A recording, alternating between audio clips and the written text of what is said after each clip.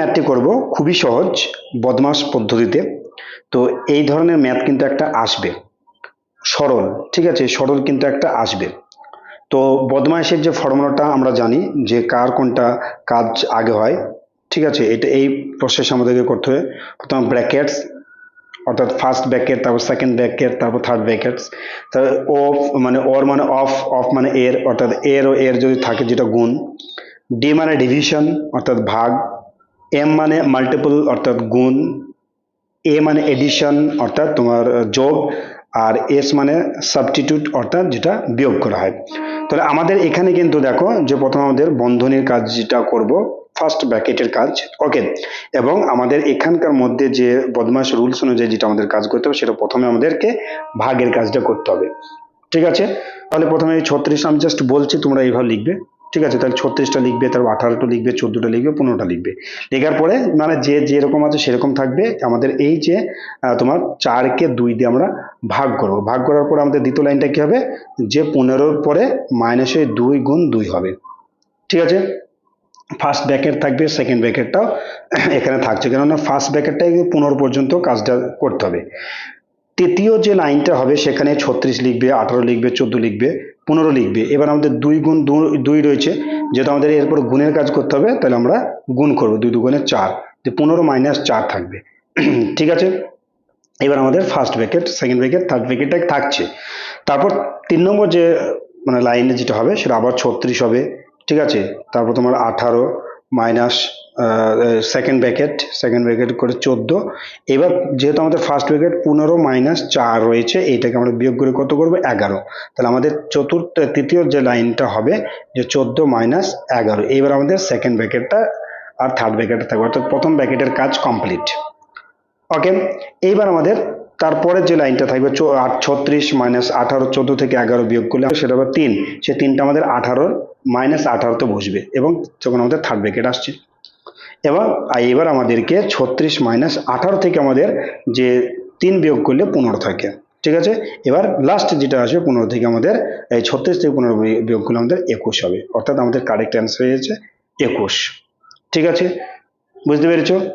এইরকম প্রসেসে করতে হবে, মানে একটার পর একটা কিন্তু আসবে, এবং এই রিলেটেড প্রশ্ন কিন্তু একটা তোমরা পাচ্ছই, অতএব সেটা ভালো করে তোমরা করবে। একটা ম্যাথে আলোচনা করবো যে দিনের তাপমাত্রা প্রথমে দুপুরে 12% বৃদ্ধি পেল এবং বিকেলে আবার 12% কমে গেল, মোটের ওপর ওই দিন সারাদিনের তাপমাত্রা কত বৃদ্ধি বা হ্রাস পেল।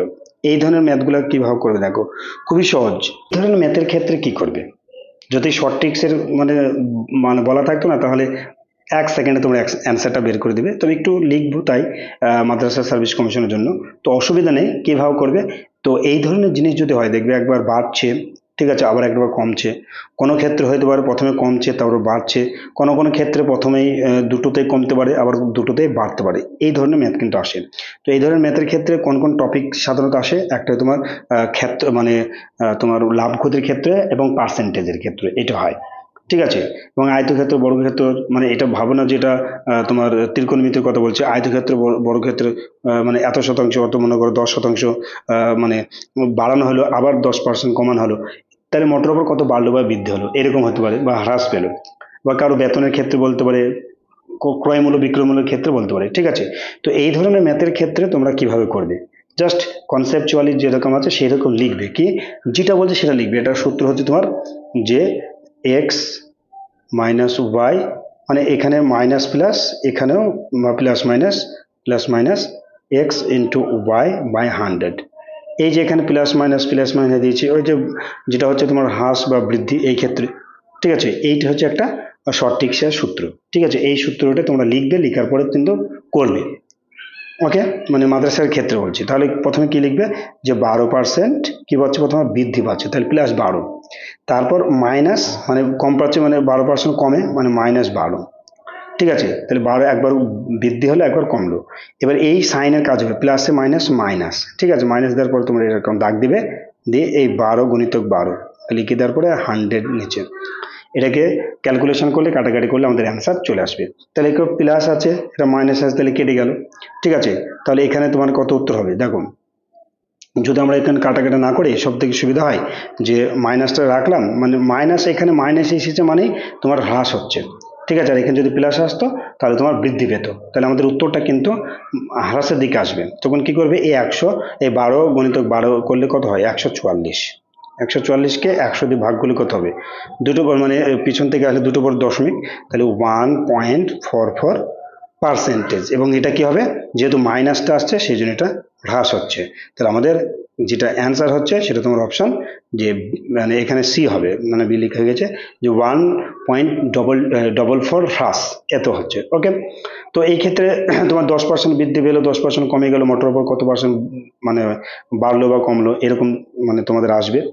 ঠিক আছে, বোঝা গেল। এবার এইটা যদি তোমরা শর্টকাটে শিখতে চাও, মানে খুবই সহজ, শর্টকাটে কি হবে, যেটা বাড়বে সেটাকে স্কোয়ার করে দেবে, যে 100/100 করে দেবে এটা, তাহলে কি হবে 12 × 12, সেই লাস্টে তাই আসছে দেখো। ঠিক আছে, তাহলে 144, ঠিক আছে, বাই 100, তাহলে 1.44। এইবার ম্যাক্সিমাম ক্ষেত্রে দেখবে যদি বাড়ে, প্রথম যদি বাড়ে তারপর যদি কমে, তাহলে মোটর উপর ফল হবে কমবা। ঠিক আছে, অর্থাৎ প্রথমে বাড়লো পরে কমলো, তাহলে প্লাস মাইনাস মাইনাস, তাহলে কমবে। ঠিক আছে, আশা রাখছি বুঝতে পেরেছো, এই ধরনের ম্যাথ কিন্তু আসবে। দেখো আরেকটি ম্যাথ আছে, অনেকটা একই রকম মনে হবে, কিন্তু একটু যদি পড়ো কিন্তু একরকম নয়।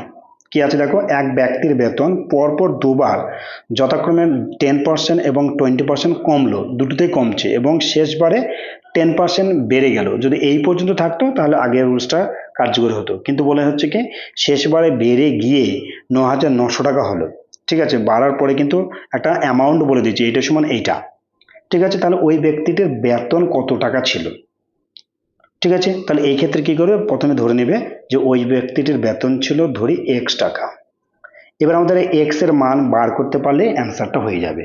ঠিক আছে, এবং দেখো এই এক্স টাকার উপরেই কিন্তু প্রথমে 10% কমছে, তারপর 20% কমছে, আবার শেষবারে বারে বেড়ে তোমার 10% হচ্ছে, দিয়ে সর্বমোট শেষে পাওয়া যাচ্ছে 9,900 টাকা। তাহলে আগে কত টাকা ছিল, সেই টাকা থেকে কিন্তু কমছে। তাহলে দেখো 10% মানে কমা মানে কি 90/100, 20% কমা মানে কি 80/100, আর এখানে 10% বাড়া মানে কত 110/100। এটা লিখে রাখবে। ঠিক আছে, জাস্ট কম্পিটিটিভ পরীক্ষার আমি এমএসসির কথা বলছি, অন্যান্য ক্ষেত্রে এটা না লিখে রাখলে হবে, ডাইরেক্ট অ্যান্সারটা করে দিলে হয়ে যায়, কেন সেখানে তো কষি দেখতে হয় না, দেখাতে হয় না, কিন্তু এখানে দেখাতে হবে। আচ্ছা, তাহলে আমরা কি লিখবো, তাহলে এক্স ইন্টু মানে এক্স টাকা থেকে কিন্তু সব কমছে, তাহলে কত হবে 90/100 গুণন 20% মানে কি 80/100 গুণন 110 মানে কি 10% বাড়লে মানে 110/100, এইটা সমান কত 9,900 টাকা। এবার আমরা এই এক লাইনে কাটাকুটির চেষ্টা করব। ঠিক আছে, তাহলে এখানে কিছু নেই মানে নিচে এক আছে। এই কাটাকুটির নিয়ম হচ্ছে, এখানে দেখো 90/100 উপর নিচ কাটাকাটি যাবে, 80/100 উপর নিচ কাটাকাটি যাবে, 110/100 উপর নিচ কাটাকাটি যাবে। এই 9,900 বাই যদি 1/100 যাই থাকবে এটা কাটাকাটি যাবে, কিন্তু এই 9,900 থেকে এই কোনাকুনি কখনো কাটাকাটি যাবে না, যখন সমান হবে কোনাকুনি কাটাকাটি যাবে না, এইটার সাথে সমান নিচে নিচে কাটা যাবে, উপর উপর কাটা যাবে, এই জিনিসটা বুঝতে পারলে কাটাকাটি তাড়াতাড়ি হবে। ঠিক আছে, আচ্ছা, তাহলে এবার আমরা কাটাকুটি করি, কিরকম ভাবে কাটবো দেখো। আমরা যেহেতু এই অপর উপর কাটবো, এই একটা শূন্য কেটে দিলাম, 9,900 থেকে একটা শূন্য কাটলাম, এই 80 থেকে একটা শূন্য কেটে 9,900 এখানে কেটে দিলাম। ঠিক আছে, তাহলে আমি এখান থেকে কাটছি 11 দিক যদি কাটি, তাহলে 9 11 99, এখানে 9 পড়ে থাকলো, অপর উপর আমাদের দেখো 9 আছে, তাহলে এই 9 আমরা কেটে দিলাম, 9 10 90। ঠিক আছে, আবার এখান থেকে একটা শূন্য কেটে দিলাম, তাহলে এখানে 10 পড়ে থাকলো। ঠিক আছে, ভালো করে দেখো 10 পড়ে থাকলো। এবার এখানে আমরা 2 দিয়ে কাটবো, 4 দুগুণে 8, ছোট ছোট কেটে দেখে দেখাচ্ছি। ঠিক আছে, 50 দুগুণে 100, আর এখানে আমরা 2 দুগুণে 4, 25 দুগুণে 50। ঠিক আছে, তাহলে 25 হলো, আর এখানে দেখো 2 আছে, 2 পড়ে থাকলো ওপরে, তাহলে এই 50 দুগুণে 100 এটা কেটে দিলাম, তাহলে আমাদের থাকলো কত 10, 25 আর 50, 10, 25 আর 50। তাহলে এই 10, 25 আর 50কে যদি আমরা গুণ করি, তাহলে দেখো 10-এর সাথে 50-এর গুণ করলে 5,000 হয়ে যাচ্ছে, 500 হয়ে যাচ্ছে। এই 500 থেকে 25কে যদি গুণ করি তাহলে আমাদের হবে তোমার 12,500। 12,500 এটা গুণ করে দেখে নাও, 12,500। তাহলে আমাদের কারেক্ট অ্যান্সার হয়ে যাচ্ছে অপশন এ। ঠিক আছে, 12,500 হয়ে যাচ্ছে কারেক্ট অ্যান্সার। আশা রাখছি বুঝতে পেরেছো। এখানে কাটাকুটিটা একটু মানে তোমার বুদ্ধি মানে দেখে কাটতে হবে, নইলে কিন্তু ভুলে যাবে। আরেকটা প্রশ্ন আছে যে দুটি সংখ্যার যোগফল 70 এবং তাদের অন্তর মানে বিয়োগ 10 হলে সংখ্যা দুটি কি কি। এই ধরনের অঙ্ক 90% তোমার অপশন টেস্ট করে অ্যান্সার করা যায়। ঠিক আছে, কেন বলা হচ্ছে দেখো, এখানে দুটি যদি আমি যোগফল করি, ঠিক আছে, আমি যদি এই দুটো মানে অপশন টেস্ট যদি করি, যেটা আমাদের কম্পিটিটিভ অন্যান্য পরীক্ষার ক্ষেত্রে খুব তাড়াতাড়ি হয়ে যায়। দেখো যোগফল যদি হয় সত্য এবং তাদের বিয়োগ হবে 10, তাহলে আমি যদি এখান থেকে যোগফল বের করে দেখো সত্য এবং এদের বিয়োগ ভিতর যদি বিয়োগ করি 10, তাহলে এটা অ্যান্সার হতে পারে। আবার এখানে দেখো 35 থেকে যদি 30 যোগ করি তাহলে 65, তাহলে হচ্ছে না, কারণ এই দুটো মানে ক্রাইটেরিয়া মিলাইতে হবে, তাহলে বিটা হবে না। আবার এখানে দেখো 40 থেকে 20 যদি যোগ করি তাহলে 60, তাহলে এটা মিলছে না। আবার যদি বিয়োগ করি তাও দেখো 20 হচ্ছে, 10 মিলছে না, এটা হবে না। এখানে 50, তাহলে হবে না। এই দিক থেকে অ্যান্সার হবে অপশন এটা। যদি তোমার অন্যান্য কম্পিটিটিভ পরীক্ষার ক্ষেত্রে হয় তাহলে এরকম করে তোমরা গোলটা করে দিতে, কিন্তু মাদ্রাসা সার্ভিস কমিশনের ক্ষেত্রে যেটা আমাদেরকে লিখতে হবে, সেজন্য দু একটা কথা আমরা লিখে দেবো। কি রকম ভাবে লিখবে দেখুন, যখন প্রথমে আমরা বড় সংখ্যাটা বার করব, মানে এটা হচ্ছে কি হবে যে একটি সংখ্যা, অর্থাৎ বড় সংখ্যা ধরলাম, বড় সংখ্যাটা ধরি, বড় সংখ্যা লিখতে পারো বা একটি সংখ্যা, ঠিক আছে, অপরটি সংখ্যা এরকম বার করবো। তাহলে একটি সংখ্যা যখন হবে তখন আমাদের রুলস যেটা আছে সত্য, ঠিক আছে, এটাকে আমরা গুণ যোগ করব 10, অর্থাৎ অপর যে দুটো থাকবে সেটা যোগ করে 2 দিয়ে ভাগ করবো, একটু আগে তাই হলো দেখো। তাহলে এখানে কত 80 হবে, 80/2, তাহলে কত হলো 40, তাহলে একটা সংখ্যা পেয়ে গেলাম আমরা 40। ঠিক আছে, অর্থাৎ বড় সংখ্যা যখন করব যোগ, আর যখন ছোট সংখ্যা করব তখন আমাদের বিয়োগ হবে। তাহলে ছোট সংখ্যা যদি করি তাহলে কি হবে, 70 - 10/2 সমান কত 60/2, তাহলে এখানে 30। হ্যাঁ, তাহলে আমাদের অ্যান্সার হয়ে গেল অপশন এ। তাহলে একটা হলো আমাদের 40 আর একটা হলো আমাদের 30। এবার যদি একটু লিখে করি, আরেকটা প্রসেসে বলে দিই দেখুন, যে ধরি তোমরা এইটাই করতে যাবে, যদি একটি সংখ্যা হলো এ, অপর সংখ্যা হলো বি, ঠিক আছে, দ্বিতীয় হল প্রথম কি বলা আছে, দুটি সংখ্যা যোগ করে, তাহলে এই দুটি যোগ মানে কত 70। আর বলছি এই দুটো অন্তর মানে কি বিয়োগ, এই দুটো অন্তর মানে বিয়োগ মানে কত 10, ঠিক আছে, এটা হচ্ছে 10 হবে 10।